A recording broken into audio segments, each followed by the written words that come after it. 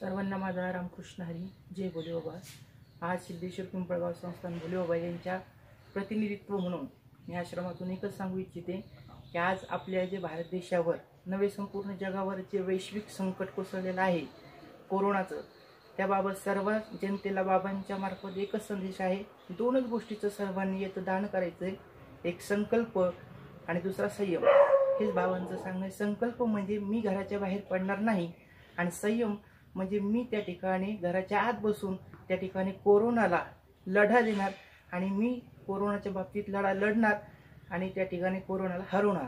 हाच बाबांचा दोन शब्दांचा संदेश सर्व भारतवासीय नवे सर्व जगभरामध्ये बाबांचा हाच एक संदेश आहे। सर्वांनी या दोन नियमांचं पालन करायचं आणि बाबांच्या वतीनं दोन गोष्टी सांगू इच्छिते। आज रामनवमी आहे, प्रभू रामचंद्राचा जन्मोत्सव झाला।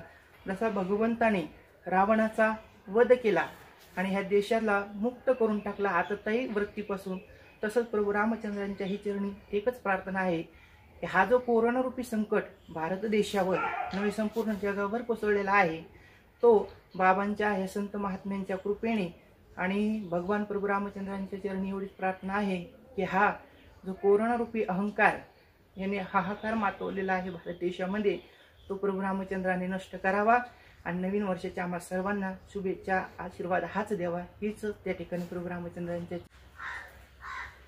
मी आज या श्री सद्गुरू एकनाथानंद रामानंद सरस्वती सिद्धेश्वर संस्थान या कोरोनाग्रस्त भाविक लोकांना, सर्व राज्यातील जनतेला आमच्या भोलेबाबाच्या वतीनं सर्वच सूचना दिलेल्या आहेत की बाबा मंदिर बंद ठेवा, सर्व जनतेने घरात बसून राहावे, सर्व जनतेने या सरकारला मदत करावी।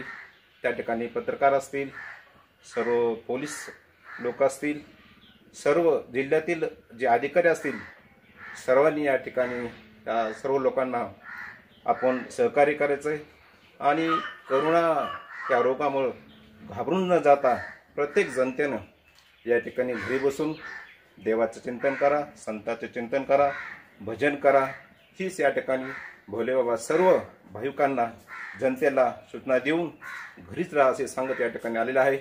आणि आमचं संस्थान जवळजवळ या ठिकाणी 15 दिवस झाले आम्ही मंदिरसुद्धा या ठिकाणी बंद केलेलं आहे आणि